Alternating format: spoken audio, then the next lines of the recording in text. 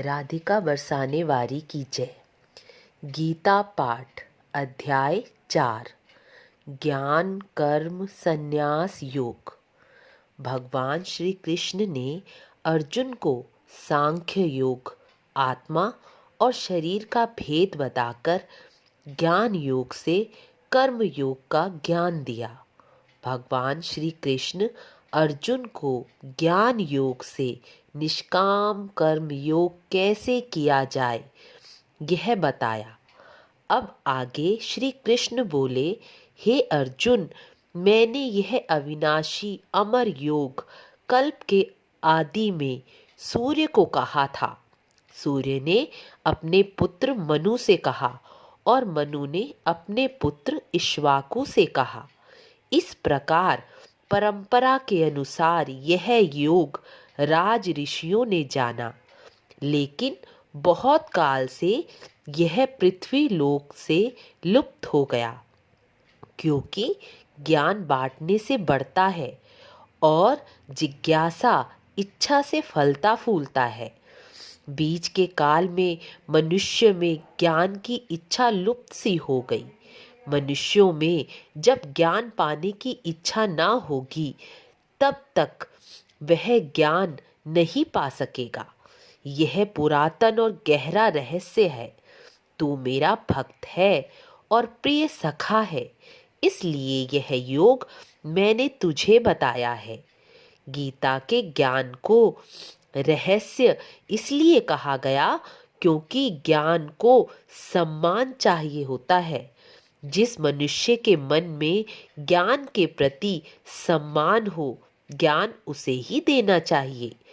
जब अर्जुन ने सुना कि कृष्ण कह रहे हैं कि यह ज्ञान मैंने आदि के कल्प में सूर्य को दिया, तब अर्जुन ने कहा कि आप तो अभी इसी युग में जन्मे हैं, तो आपने यह ज्ञान सूर्य को कैसे दिया और कैसे यह परंपरा के अनुसार आगे बढ़ा? यह कैसे हुआ, यह मुझे समझ नहीं आ रहा। तब श्री कृष्ण कहते हैं, हे अर्जुन, मेरे और तुम्हारे अनेकों जन्म हो चुके हैं। भक्त नहीं जानता, लेकिन भगवान सभी कुछ जानते हैं। इसे तू नहीं जानता। कृष्ण कह रहे हैं कि उन्हें अपने जैसा जन्म लेने वाला ना समझे। वह दिव्य है, अलौकिक रूप से प्रकट हुए हैं। उनका शरीर अलौकिक है, वह योगी है, वह अजन्मा है। कृष्ण कहते हैं, मैं अपनी प्रकृति को अधीन करके अपनी योग माया से प्रकट होता हूँ। कृष्ण अपनी योग माया से मनुष्य रूप में प्रकट हुए हैं और हमारे बीच उन्होंने ये ज्ञान प्रकट किया। कृष्ण आगे कहते हैं, जब जब धर्म की हानि होती है तब तब मैं प्रकट होता हूँ। हर युग में धर्म की हानि होती है और हर युग में भगवान अवतार लेते हैं। जैसे कई पुराणों में आपने भगवान के अवतारों के बारे में सुना होगा। और अधर्म का नाश करते हैं, साधु पुरुष का उद्धार करने और पाप करने वालों का विनाश करने के लिए और धर्म की स्थापना के लिए भगवान बार बार अवतार ग्रहण करते हैं।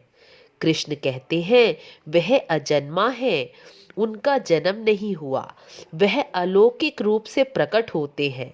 जो यह समझ जाता है, यानी उन्हें तत्व रूप से जान लेता है, यह ज्ञान समझने वाला कृष्ण को ही प्राप्त होता है। जिसने मोह, क्रोध, गुस्सा, डर, ईर्ष्या जिनकी समाप्त हो गई हैं, वह कृष्ण को प्राप्त होते हैं। कृष्ण आगे कहते हैं, जो मनुष्य मुझ में जिस प्रकार की भक्ति रखते हैं, अर्थात मुझे जिस प्रकार भजते हैं, मैं भी उन्हें उसी प्रकार भजता हूँ। यहाँ भजने का अर्थ पूजा पाठ नहीं, यहाँ अर्थ है कृष्ण की कही ज्ञान की बातों पर चलना। कृष्ण कहते हैं, जो मनुष्य कामना के अनुसार देवताओं की पूजा कर्म करते हैं और कृष्ण को समर्पित हैं, वह अपने कर्मों के फल शीघ्र पाते हैं। कृष्ण कहते हैं, समाज के 4 वर्ण मैंने गुण और कर्मों के आधार पर विभाजित किए, जैसे ब्राह्मण, क्षत्रिय, वैश्य और शूद्र। मैंने गुण और कर्मों के आधार पर इसका विभाजन किया। जैसे किसी ब्राह्मण परिवार की संतान में ब्राह्मण धर्म का कर्म व गुण नहीं है, तो उसे ब्राह्मण कहा जाएगा? नहीं। भगवान ने वर्ण, गुण व कर्म के आधार पर विभाजन किया, लेकिन आगे चलकर यह परंपरा जाति धर्म में बदल गई। कृष्ण कहते हैं, मेहनत और ईमानदारी से किए गए कर्म का फल अच्छा ही होते हैं। कृष्ण कहते हैं, कर्म 3 प्रकार के होते हैं। कर्मों के बारे में कृष्ण ने समझाया कि कर्म क्या है। किसी कर्म को करना कर्म कहलाता है। अकर्म क्या है? अपने कर्म को करना पर उसमें कर्ता भाव ना रखना अकर्म है। और निषिद्ध कर्म कर्म ना करने योग्य कर्म करना निषिद्ध कर्म कहलाता है। जो मनुष्य कर्म तो करता है लेकिन स्वयं को करता नहीं देखता, अर्थात उसके फल के बारे में नहीं सोचता और आगे के कर्म में लग जाता है, इसी को कहते हैं कर्म में अकर्म को देखना। सीधी भाषा में मैं आपको समझाती हूँ, जैसे कर्म करो और भूल जाओ, या इस तरह कह सकते हैं कि नेकी कर दरिया में डाल। कर्म, लेकिन कौन से कर्म? कर्म शास्त्र सम्मत होने चाहिए। जो मनुष्य शास्त्रों के अनुसार कर्म को करता है और भूल जाता है, जैसे कहा जाए कि नेकी कर दरिया में डाल, वह अपने आप को मुक्त हुआ ही अनुभव करता है। जैसे हम मेहनत से किसी कंपटीशन में बैठते हैं और एग्ज़ाम देते हैं और पेपर देने के बाद सोचने लगते हैं कि हे भगवान, मैंने मेहनत से पेपर दे दिया है, अब अच्छा फल दे देना। यह गलत है। यदि हमने मेहनत और ईमानदारी से कर्म किया है तो उसका फल स्वयं आएगा और पॉजिटिव आएगा। यह ईश्वर का ही बनाया हुआ विधान है। उसके लिए हमें हाथ जोड़कर ईश्वर से कहना सही नहीं, लेकिन हम अपने किए गए कर्म के फल से बंध जाते हैं। और यही कृष्ण समझा रहे हैं कि हमें अपने कर्म कर्तव्य मानकर मेहनत और ईमानदारी से करने हैं, उसके फल से बंधना नहीं है। उसके फल के बारे में नहीं सोचना। कृष्ण आगे कर्म के बारे में बताते हैं, कर्म करना है और उसे भूल जाना है, लेकिन कौन से कर्म? तो कर्म शास्त्र सम्मत कर्म करने हैं और उसका फल ईश्वर को ही सौंप देना है। जो मनुष्य कर्म को करता हुआ भी कर्म में नहीं बंधता, वह मुक्त है, वह ईश्वर को प्राप्त होता है। हम अच्छे कर्म कैसे कर सकते हैं? इसके लिए कृष्ण समझाते हैं कि मनुष्य में 5 प्रकार के विकार पाए जाते हैं, जैसे काम, क्रोध, लोभ, ईर्ष्या, मोह। यह विकार हमारे खान पान, आहार और प्राणायाम से नियंत्रित होते हैं।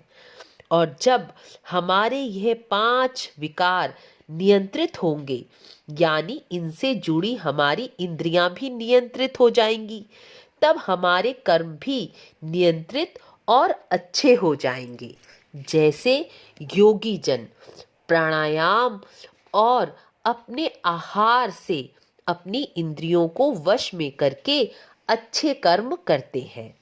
आगे कृष्ण कहते हैं, ज्ञान के द्वारा ही हम कर्मों को करते हुए भी उनके फल में आसक्त नहीं होते। कर्मों का रहस्य बहुत गहरा है। जिसने कृष्ण को तत्व से जान लिया वह कृष्ण में ही समा जाता है। जिस प्रकार कृष्ण कहते हैं, हे अर्जुन, मैं भी तुम्हारी तरह, हमारी तरह, हम सब की तरह कर्म करता हूँ, लेकिन कर्मों के फल के प्रति मेरी कोई स्पृहा, कोई आसक्ति नहीं है। अपना हर कर्म ज्ञान के द्वारा कर्तव्य समझकर करता हूँ। सुख दुख हानि लाभ की चिंता किए बगैर सृष्टि में धर्म की स्थापना के लिए कार्य करता हूँ। कृष्ण आगे समझाते हैं, वैसे तो वेदों में बहुत प्रकार के यज्ञ बताए गए हैं। जो लोग मनुष्य लोक में कर्मों के फल को चाहते हुए देवताओं का पूजन हवन यज्ञ करते हैं, उनके कर्मों से उत्पन्न हुई सिद्धि तो शीघ्र ही मिल जाती है, लेकिन उनको मेरी प्राप्ति नहीं होती। इसलिए हे अर्जुन, तू ज्ञान यज्ञ कर। यज्ञों में सबसे अधिक महत्वपूर्ण और श्रेष्ठ ज्ञान यज्ञ ही माना गया है। ज्ञान के द्वारा मुझे तत्व रूप से समझकर तो मेरे जैसा ही कर्म कर, अर्थात कर्तव्य कर्म करता हुआ उसके फल की इच्छा को त्याग कर सब कर्म मुझ में समर्पित करता हुआ आगे बढ़। जिस प्रकार पहले के काल में कई ज्ञानी योगी जन मुझे तत्व रूप से जानकर अपने कर्मों को मुझे सौंपकर मुझ में ही लीन हो गए हैं, अर्थात मुझे ही प्राप्त हो गए हैं। इसलिए हमें भी तत्व रूप से ईश्वर को जानने वाले योगी जन ज्ञानी पुरुष के चरणों को दंडवत प्रणाम करते हुए, उनकी सेवा करते हुए उनसे ज्ञान का उपदेश लेना चाहिए, क्योंकि हम साधारण मनुष्यों के लिए ज्ञान को सरल रूप में वही समझा सकते हैं। जो श्री कृष्ण को तत्व से जानते हैं, जो ज्ञान को समझ जाएगा, वह दोबारा कभी मोह और भय को प्राप्त नहीं होगा। जिस प्रकार अग्नि सभी वस्तुओं को अपने आप में भस्म कर देती है, उसी प्रकार ज्ञान रूपी अग्नि हमारे संपूर्ण कर्मों को भस्म कर देती है। इसलिए संसार में ज्ञान के समान पवित्र करने वाला कुछ भी नहीं है। हे अर्जुन, जितेंद्रिय, जिसने सभी इंद्रियों में विजय पा ली है, जो श्रद्धावान है, वही मनुष्य ज्ञान को ग्रहण करने में समर्थ होता है। जिसने अपनी इंद्रियों को काबू संयमित नहीं किया, जो ज्ञान के प्रति श्रद्धावान नहीं, वह ज्ञान को प्राप्त नहीं कर सकता, या सुनेगा भी तो उसकी बुद्धि ज्ञान को समझ पाने में असमर्थ होती है। हे अर्जुन, जिसके हृदय में श्रद्धा नहीं, बात बात पर संशय उत्पन्न होता है, वह इस लोक में भी भटकता है और परलोक में भी पथभ्रष्ट होता है। इसलिए हे अर्जुन, जिसने ज्ञान के द्वारा अपने सभी कर्म भगवत अर्पण अर्थात भगवान को समर्पित कर दिए हैं, ज्ञान के द्वारा जिसके सभी संशय नष्ट हो गए हैं, वह परमात्मा में लगे हुए मनुष्य कर्मों में बंधते नहीं। इसलिए हे अर्जुन, तू ज्ञान की तलवार द्वारा अपने सभी संशयों को काटकर युद्ध के लिए खड़ा हो जा।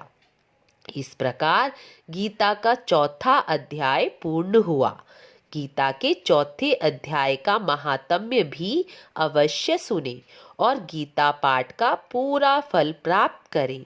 वीडियो अच्छी लगी हो तो लाइक शेयर सब्सक्राइब जरूर करें और साथ ही बेल आइकन ज़रूर दबाएं ताकि हमारी आने वाली वीडियो की नोटिफिकेशन आप तक सबसे पहले पहुँचे। राधे राधे। मिलते हैं अगले अध्याय में। राधे राधे।